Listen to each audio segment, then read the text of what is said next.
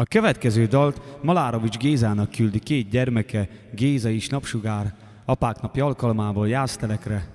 Ezzel a dallal szeretnék megköszönni mindazt a sok jót, amit teszel értük, és kívánják, hogy még 100 év múlva is ugyanígy tudjanak köszönteni téged, mint a mai napon. Nagyon szeretnek, fogad tőlük sok szeretettel.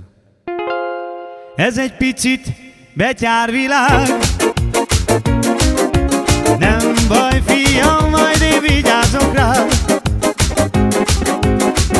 Én mindig itt leszek melletted, egy életen át fogom a kezeteket. Én mindig itt leszek melletted, egy életen át fogom a kezeteket. Nagyon szeretem a családomat, ők jelentik a boldogságomat. Ajjajjajjaj, van én nekem kiket szeretni, úgyhogy engem ne sajnáljon senki. Van én nekem kiket szeretni, úgyhogy engem ne sajnáljon senki. Apám, apám, drága apám, köszönjük, hogy vigyázol rá.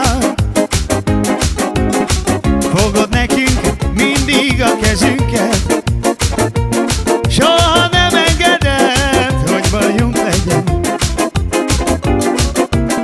Fogod nekünk mindig a kezünket, soha nem engeded, hogy bajunk legyen.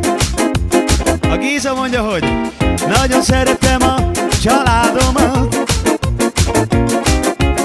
ők jelentik a boldogságomat. Ajjajjajjaj, van én nekem kiket szeretni, úgyhogy engem ne sajnáljon senki.